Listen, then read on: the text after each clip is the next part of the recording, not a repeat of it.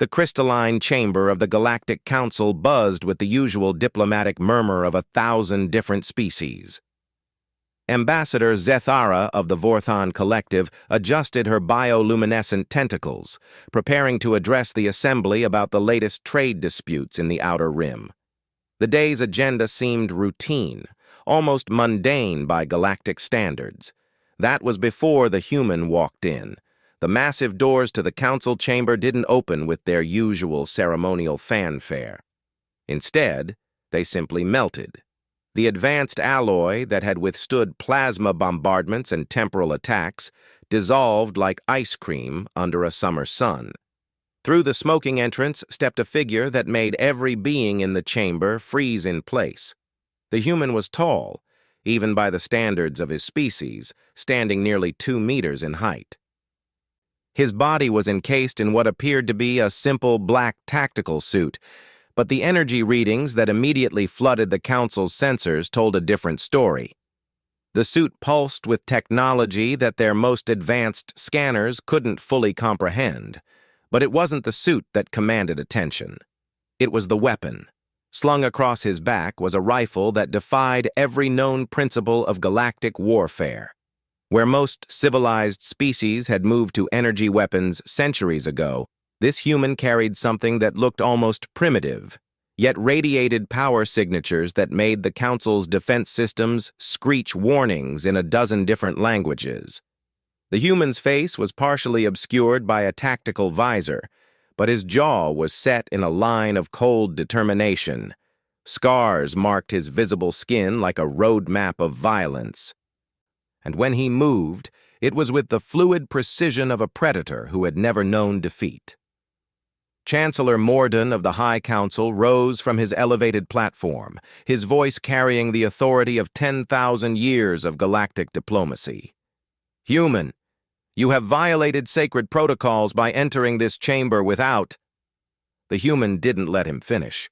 Instead, he reached behind his back and, in one smooth motion that was almost too fast for most species to follow, brought the rifle around and aimed it directly at the Chancellor's head. "You attacked our home," the human said, his voice carrying clearly through the chamber's acoustics. Each word was spoken with the kind of quiet intensity that made seasoned warriors step back. "You thought we wouldn't notice. You thought we wouldn't care. You were wrong." The silence that followed was absolute. In the 3,000-year history of the Galactic Council, never had a single being dared to threaten a sitting chancellor. The very concept was unthinkable. Wars had been fought over lesser insults to galactic dignity. Ambassador Krina of the Stellar Federation, her crystalline form shimmering with anxiety, was the first to find her voice. "Human, lower your weapon. Whatever grievance you believe you have, it can be resolved through proper diplomatic channels." The human's head turned slightly toward her, though his weapon never wavered from its target. Diplomatic channels? There was something in his voice that might have been amusement, if amusement could sound so deadly. "Like the diplomatic channels you used when you authorized the bombardment of Luna Colony?" A ripple of confusion passed through the assembly. Luna Colony was a minor human settlement on one of their homeworld's moons, barely worth noting in galactic affairs. It housed perhaps 50,000 humans, mostly researchers and their families. The colony was so insignificant that most council members had never heard of it. "That was a legitimate military action," Chancellor Morden said, though his voice had lost some of its earlier authority. "The colony was harboring terrorists who had attacked galactic patrol ships." The human's laugh was like breaking glass. "Terrorists? You mean the scientists who discovered what you really are?" He reached into a pouch on his tactical vest and pulled out a small device that immediately began projecting a holographic display. The image showed the familiar blue and green marble of Earth, but something was wrong with the picture. Strange geometric patterns could be seen overlaying the planet's surface, patterns that pulsed with an unnatural energy. "This is what we found," the human continued, his voice never rising above that terrifying calm. This is what your Galactic Council really is. Not a peaceful alliance of species working toward mutual prosperity. Not the benevolent organization you pretend to be. The hologram shifted, showing similar patterns around other worlds throughout the galaxy. Hundreds of them, all connected by thin lines of energy that formed a vast network spanning thousands of light years.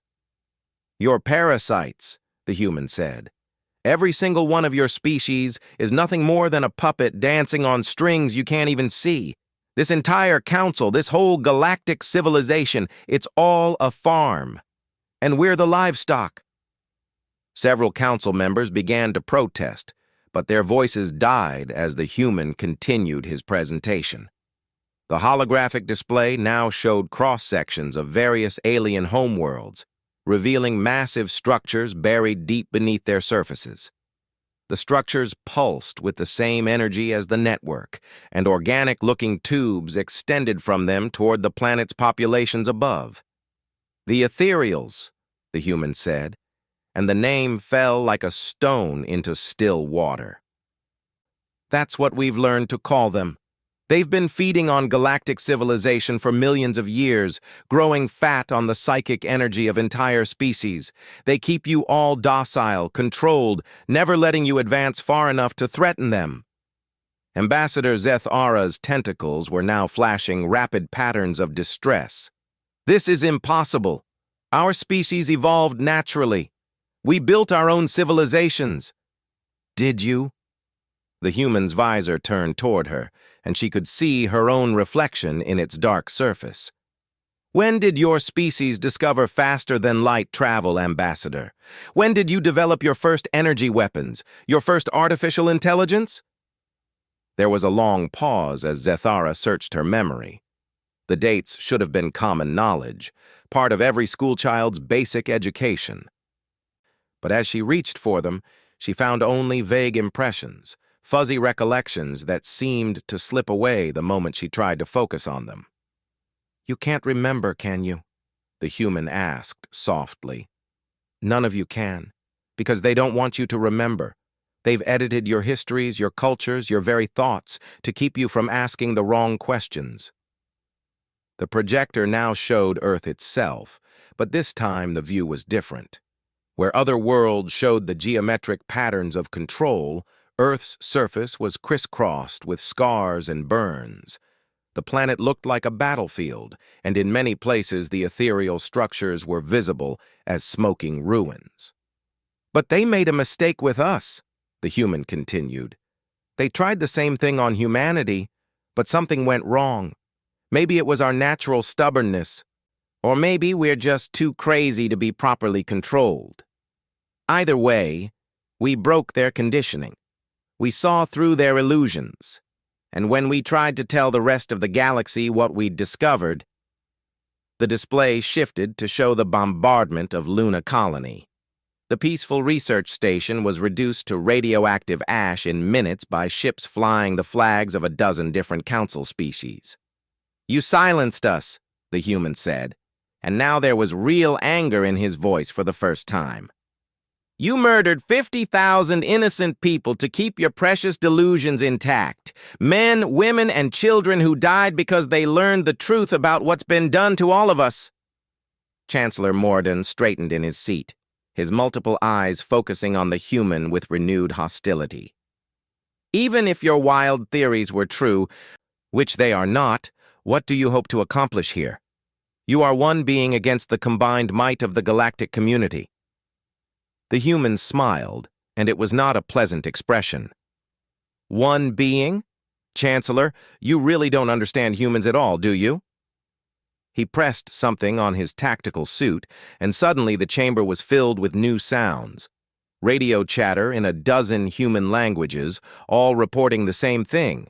Targets acquired, positions confirmed, standing by for the word. While you've been sitting here in your pretty crystal palace, playing politics and congratulating yourselves on your enlightened civilization, my people have been preparing for war. Real war, not the sanitized conflicts you've grown used to. The holographic display now showed the space around the council station. What had appeared to be empty void was suddenly revealed to be filled with ships, hundreds of them, all bearing the blue and white insignia of the human colonial navy. But these weren't the ships the galaxy knew. These were sleek predators designed for one purpose: killing. You see, the thing about humans is that we remember our history. All of it. We remember what we were before the ethereals tried to leash us. We remember wars that lasted centuries, conflicts that claimed billions of lives, weapons that could crack planets and burn stars. The human's grip on his rifle shifted slightly, and every sensor in the chamber screamed warnings about energy buildup in the weapon's core. But most importantly, we remember how to fight when we're fighting for our survival, and you, all of you, have made this a fight for survival. Ambassador Kraina's crystalline form was now flickering rapidly with panic. What do you want? What are your demands? Demands? The human laughed again, that terrible sound of breaking glass. There are no demands, Ambassador. There are no negotiations. This isn't diplomacy. He raised his rifle, and the targeting laser painted a red dot directly between Chancellor Mordun's eyes. This is a declaration of war. The chamber erupted into chaos as delegates scrambled for cover and emergency alarms began blaring. Security forces poured through the melted doorway, only to find themselves facing empty air. The human had vanished as suddenly as he had appeared, leaving behind only the echo of his words and the smoking ruin of everything the Galactic Council believed about itself. But his message had been received loud and clear. Somewhere in the darkness between the stars, humanity was preparing to remind the galaxy of something it had forgotten in its millions of years of peaceful slavery. Sometimes the prey evolves teeth, and humans had always had very, very sharp teeth. Chancellor Mordun slowly lowered his hands from where he had instinctively raised them to protect his face. The red targeting dot was gone, but the memory of it burned like a brand between his eyes. Around him, the greatest minds in galactic civilization struggled to process what they had just witnessed. The Galactic Council had just been served notice that their oldest game was coming to an end. The livestock had learned they were livestock, and they were not happy about it. The war that was coming would not be like anything in their recorded history. It would be primal, vicious, and utterly without mercy. It would be human. The Sniper's Declaration. Second part. The emergency session of the Galactic Council convened 12 hours after the humans' visit, but the pristine chamber felt forever changed. Where once delegates had debated trade routes and cultural exchanges, now they whispered of war and spoke in hushed tones about weapons they didn't understand. Admiral Veltar of the Galactic Defense Force stood before the assembled representatives, her usually immaculate uniform bearing the subtle signs of sleepless preparation. Her report sent chills through even the most war-hardened species in attendance. "The human fleet has positioned itself throughout our space," she announced, her voice betraying none of the fear that gripped her hearts. "Our best estimates put their numbers at over 3,000 vessels, though our sensors struggled to maintain accurate counts. Their stealth technology is unlike anything in our databases." Chancellor Mordun's face still bore the phantom burn of that targeting laser. "How is this possible? Our intelligence indicated that human military capacity was limited to a few hundred outdated vessels. That intelligence was wrong, Chancellor. Catastrophically wrong." Veltar activated the chamber's main display, showing a tactical overview of local space. Red dots marked confirmed human ship positions, but they appeared and disappeared like phantoms. What we're seeing suggests that humanity has been conducting a massive military buildup in secret, using technology that predates any known galactic database. Ambassador Zethara's bioluminescent tentacles flickered with nervous energy. But how? How could an entire species develop such capabilities without our knowledge? Our monitoring stations would have detected any significant industrial activity. The answer came from an unexpected source. Dr. Kethlen, the Council's chief xenopsychologist, shuffled forward on his insectoid legs, his research data pad clutched in his primary manipulators. The elderly Tecnari scholar was known for his detailed studies of pre-contact civilizations, work that most considered academic curiosity rather than practical necessity. "Because we weren't looking for it," he said, his mandibles clicking nervously. "When the humans were contacted 50 years ago, we classified them as a standard Type 7 developing civilization. Primitive nuclear technology, barely unified planetary government, no faster-than-light capability. We saw what we expected to see."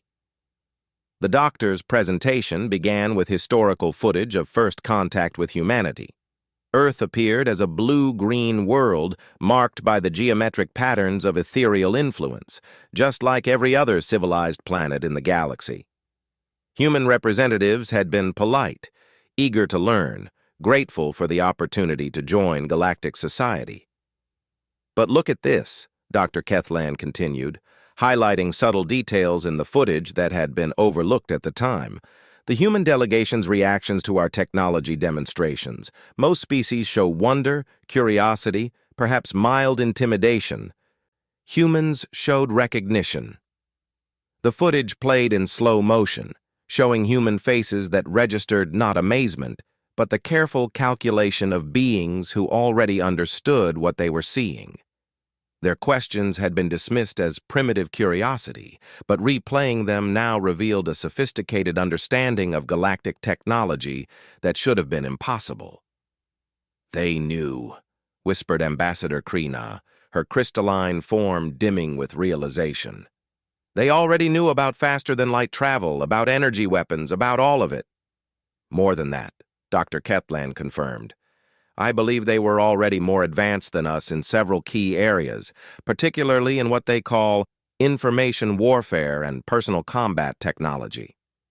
We simply couldn't recognize it because it didn't fit our technological paradigms." Admiral Veltar's expression darkened. "Are you suggesting that humanity has been planning this confrontation since first contact?" "I'm suggesting that humanity was never truly contacted at all," the doctor replied. "I believe they contacted us. The timing, the location, even the seemingly accidental discovery of their world by our scout ships. I now suspect it was all orchestrated to gather intelligence on galactic capabilities while appearing primitive and harmless." The implications of this revelation rippled through the chamber like a shockwave. If Dr. Kethlen was correct, then humanity had been conducting the most sophisticated intelligence operation in galactic history for 5 decades, all while maintaining the facade of grateful junior members of the galactic community. Chancellor Mordoun found his voice first. "Even assuming this is true, they are still only one species against thousands. What can they hope to accomplish?"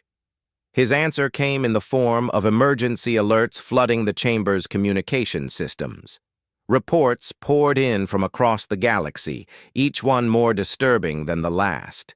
The carefully ordered civilization that had existed for millennia was beginning to unravel. On Zarian Prime, the industrial heart of the Stellar Federation, massive factories had gone silent.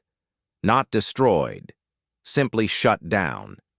Every automated system, every artificial intelligence, every computer network had simultaneously ceased operations.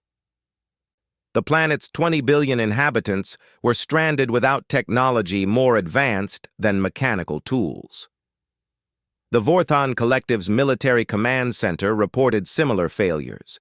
Their vast fleets hung motionless in space, crews trapped inside ships that would no longer respond to commands. Life support functioned, weapons did not. They were effectively prisoners in their own vessels. Most disturbing of all were the reports from the outer systems, where several species had apparently begun experiencing what could only be described as mass awakening. Populations that had lived in peaceful contentment for generations were suddenly asking questions about their history, their government, their very existence. The geometric patterns of ethereal control that had maintained order for so long were flickering and failing. "How?" Admiral Veltar demanded, her voice cracking with strain. "How are they doing this?" The answer came from the chamber's main communication array as it crackled to life. The human who had visited them appeared on the display, but this time he was not alone. Behind him stood others of his species, all bearing the same tactical gear and cold determination. The setting appeared to be the command bridge of one of their mysterious ships. "I see you're beginning to understand," the human said, his scarred face showing no emotion. "What you're experiencing is the systematic dismantling of the control network that has kept your species enslaved for millions of years. Every computer virus, every system failure, every moment of clarity your people are experiencing. It's all part of humanity's gift to the galaxy." Chancellor Morden leaned forward in his seat. "What do you want from us? What are your terms?" "Terms?" The human's expression might have been amusement. "Chancellor, you're still thinking like a politician. This isn't a negotiation. This is a liberation." One of the other humans stepped forward, an older woman with silver-streaked hair and eyes like winter storms. "My name is Admiral Sarah Chen of the Human Liberation Fleet. For the past 30 years, I've been studying the ethereal control network that has turned your civilizations into puppets. We've learned to disrupt their signals, to break their hold over your minds." Her words sent ice through every delegate's veins. The concept of their entire civilization being artificial, controlled, was almost too vast to comprehend. Yet the evidence was mounting with every passing moment as more systems failed and more populations began to question everything they had ever known. "The awakening you're experiencing is painful, we know," Admiral Chen continued. "We went through it ourselves decades ago when our resistance broke free from ethereal conditioning. The realization that your entire history, your culture, your very thoughts have been shaped by parasitic entities hiding in the dark. It's enough to drive entire species to madness." "But you don't have to face it alone," the first human added. "Humanity is offering you a choice. Fight with us against the ethereals and reclaim your freedom, or continue living as slaves in a pretty cage." The chamber erupted in voices as delegates shouted questions and demands. How long had the humans known? How many other species were already free? What weapons did they possess that could threaten beings who had controlled galactic civilization since before recorded history? The human held up a hand for silence, and somehow, impossibly, the chaos stilled. When he spoke again, his words carried the weight of absolute certainty. "The ethereals made a mistake when they tried to domesticate humanity. Our species has a saying, 'Those who would give up essential liberty to purchase a little temporary safety deserve neither liberty nor safety.' We chose liberty. We chose to fight." Behind him, the image shifted to show what appeared to be an enormous industrial complex hidden within an asteroid field. Vast assembly lines churned out weapons and ships with impossible efficiency, while humans in environmental suits worked alongside machinery that seemed to blend organic and mechanical elements. "For 50 years, we've been preparing for this war. We've built an entirely new form of technology, one based on principles the ethereals never taught your species because they feared what you might do with such knowledge. We've created weapons that can disrupt their control signals, ships that can navigate the spaces between dimensions, armor that can protect minds as well as bodies." Admiral Veltar stared at the display in growing horror. "This is impossible. The industrial capacity alone would require the resources of dozens of star systems." Admiral Chen smiled, and it was not entirely pleasant. "Who says we've been limited to our own star system? Humanity has been very busy while you've been sleeping under ethereal influence. We've established colonies, mining operations, and manufacturing facilities in sectors your maps don't even acknowledge exist. The implications were staggering. Humanity had not just been planning this war, they had been building an entire shadow civilization to support it. While the galaxy slumbered under alien control, one species had been systematically preparing to wake everyone up. "The choice before you is simple," the first human continued. "Join us in fighting for freedom, or remain as you are until the ethereals decide you're no longer useful. But understand this, the war has already begun. Whether you fight with us or not, the old order is ending." The transmission cut abruptly, leaving the council chamber in stunned silence.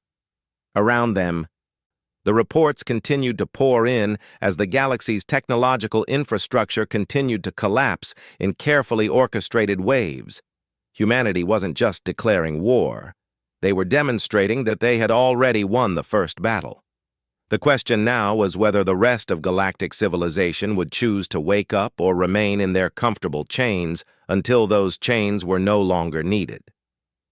Chancellor Mordun looked around the chamber at faces that showed the first stirrings of genuine independent thought in millennia. The awakening had begun, and there would be no going back. The Sniper's Declaration. Third part 6 months after the human declaration, the galaxy had become unrecognizable. Where once there had been a monolithic civilization spanning thousands of worlds, now there was chaos, revelation, and the first stirrings of genuine freedom in millions of years.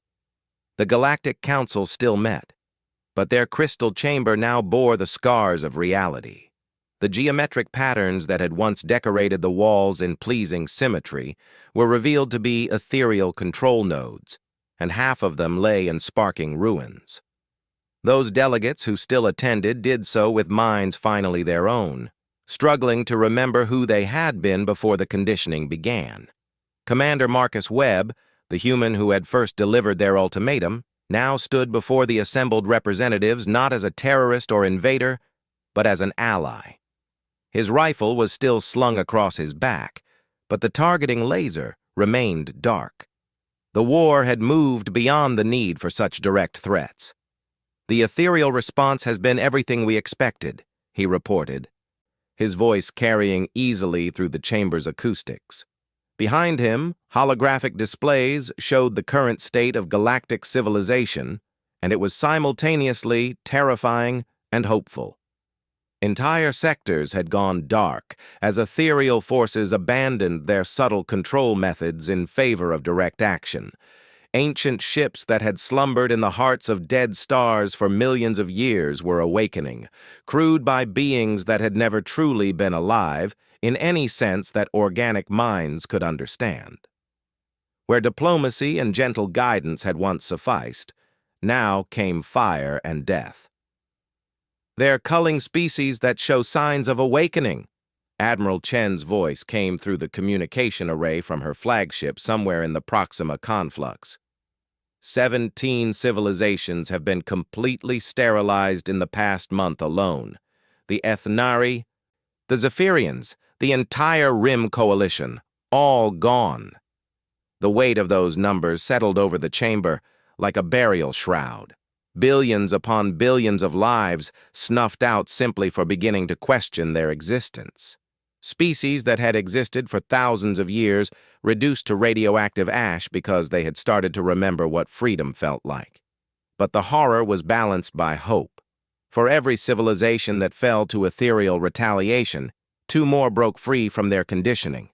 The human liberation technology was spreading faster than the ancient entities could respond to, carried by volunteer crews who risked everything to bring the gift of awareness to sleeping worlds.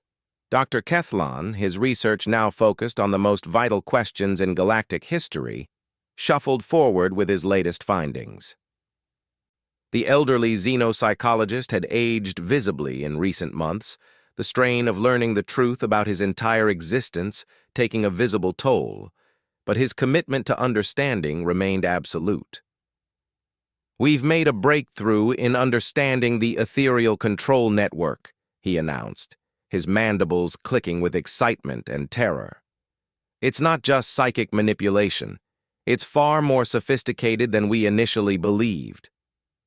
The holographic display shifted to show a cross-section of a typical galactic world, but this time, the view extended far beyond the planetary surface. Massive structures, organic in nature but clearly artificial, extended deep into the planet's core and far out into space, forming a web of control that encompassed entire solar systems.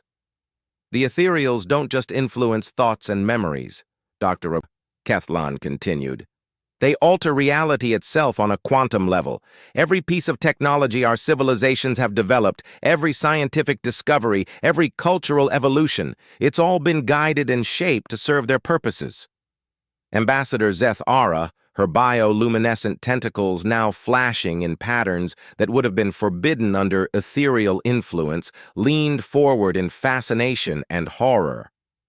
Are you saying our entire understanding of physics is wrong? Not wrong exactly, but limited, the doctor replied. The ethereals taught our species only those aspects of science that would make us useful to them while keeping us ignorant of anything that might threaten their control. Real physics, unrestricted by their influence, allows for technologies that we're only beginning to understand. Commander Webb nodded grimly. That's how humanity was able to develop weapons effective against them. We broke free from their limitations early enough to rediscover principles they'd hidden from us. Quantum consciousness manipulation, dimensional folding, temporal mechanics. All of it was once known to our species before they tried to leash us. The implications were staggering. Every species in the galaxy possessed the potential for technologies that made current galactic civilization look primitive, but they had been systematically prevented from accessing their own capabilities for millions of years. But the awakening is accelerating, Commander Webb continued. Free species are rediscovering their suppressed knowledge faster than we dared hope. The Corvani have developed personal shielding that makes their warriors nearly invulnerable. The Sithtar have created ships that can phase through solid matter. And the Mechanicus Collective. He paused, a rare smile crossing his scarred features. They've done something remarkable. They've created artificial intelligence that's completely immune to ethereal influence. True AI, not the limited programs the entities allowed you to develop. The chamber stirred with excitement. Artificial intelligence had always been considered the exclusive domain of the most advanced civilizations, but even their greatest achievements had been pale shadows of what was possible. The idea of AI that could think independently, free from any form of control, represented a revolution in galactic capabilities. Which brings us to the current situation. Admiral Chen's voice cut through the discussion. The ethereals are preparing their final gambit. Our intelligence networks indicate they're activating something they call the Great Convergence. The holographic display changed again, showing the galactic core where massive energies were building around ancient structures that had been dormant since the dawn of recorded history. The readings were beyond anything in their databases, representing power levels that could affect entire spiral arms of the galaxy. We believe they're planning to reset galactic civilization entirely, Admiral Chen continued. Complete destruction of all current populations, followed by repopulation with species they've held in reserve. A fresh start with better safeguards against awakening. The silence that followed was absolute. The scale of such an undertaking was almost incomprehensible. Genocide on a galactic level, followed by the systematic recreation of civilization under even tighter control. Chancellor Mordun, his voice heavy with the weight of leadership he had never truly possessed before, finally spoke. What can be done? How do we fight something with that kind of power? The same way humanity has always fought impossible odds, Commander Webb replied. With stubborn determination and weapons they don't expect us to have. The display shifted once more, showing the current positions of human and allied forces throughout the galaxy. The numbers were impressive. Millions of ships, trillions of awakened beings, industrial capacity that spanned hundreds of star systems. But against the raw power of the Ethereal's ancient infrastructure, it seemed pitifully small. However, the commander continued, we have advantages they don't fully understand. Every species they've controlled for millions of years represents accumulated potential energy, creativity, innovation, and pure, stubborn will that's been compressed and contained for so long it's become explosive. As if to emphasize his point, new reports began flooding the communication systems. The recently awakened Corvani had not only developed personal shielding, but had weaponized their entire martial culture to create warrior poets who fought with weapons that combined physical force with reality-altering abilities.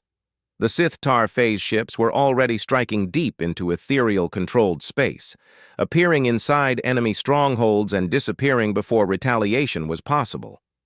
Most impressive of all, the Mechanicus Collective's free AI had begun connecting liberated species into a communication network that operated faster than light and was completely undetectable by ethereal monitoring systems. For the first time in galactic history, truly independent civilizations were coordinating their efforts across interstellar distances in real time. The Ethereals made a critical error, Dr. Kethlan observed, his scholarly excitement overcoming his fear. They assumed that controlled evolution would make species predictable, but intelligence, true intelligence, is inherently unpredictable. Every mind they've awakened is now developing along paths they never intended. Commander Webb's expression grew serious as he prepared to deliver the final part of his report. Which brings us to humanity's contribution to this fight. We've spent the last 50 years preparing not just weapons and ships, but something the Ethereals have never encountered before, a species that remembers what it means to be completely free. The chamber's main display activated, showing images that none of the galactic species had ever seen before. Humans working not under ethereal influence, not following imposed limitations, but expressing the full potential of unrestrained intelligence and creativity. Cities that grew like living organisms while maintaining perfect technological integration. Art that could alter emotional states and inspire revolutionary thinking. Sciences that treated the impossible as merely the temporarily unexplored. And warriors who fought not just with weapons, but with ideas that could reshape reality itself. This is what we were before they tried to chain us, Commander Webb explained. This is what every species in this galaxy can become again. The Ethereals fear a galactic civilization of truly free minds because such a civilization would make their power obsolete. Ambassador Zethara's tentacles were now flashing in patterns of wonder and determination. What do you need from us? How can we help? By being yourselves, the commander replied simply. By exploring every possibility your awakening minds can conceive. By refusing to accept limits that were imposed rather than discovered. By remembering that freedom isn't just the absence of chains, it's the presence of infinite potential. The transmission from Admiral Chen crackled back to life. We have confirmation of the Great Convergence timeline. The Ethereals will begin their reset in 72 standard hours. All free forces are moving to final positions. The chamber stirred with the tension of approaching battle, but also with something else, hope. For the first time in millions of years, galactic civilization would face its future with eyes wide open and minds fully awake. Commander Webb shouldered his rifle once more, the weapon now revealed to be not just a tool of war, but a symbol of independence itself. This is humanity's gift to the galaxy, he said. Not victory, we can't guarantee that. Not survival, that's up to each of you. But choice, real choice, made by minds that are truly your own. As he prepared to leave the chamber, Chancellor Mordun called out one last question. What happens if we lose? What happens if the Ethereals succeed in their reset? The human paused at the entrance, his scarred face showing the weight of knowledge that had been earned through decades of struggle. Then we try again, and again, and again. Because once you've tasted freedom, you never stop fighting for it. He disappeared through the doorway, leaving behind a council chamber full of beings who, for the first time in their species' histories, truly understood what it meant to be alive. The Great Convergence was coming. The Ethereals would make their final play for control of galactic civilization. But they would face not the docile, controlled species they had shaped for millions of years, but something far more dangerous, the combined will of minds that had finally learned to think for themselves. The galaxy was about to discover what freedom could accomplish when it refused to surrender.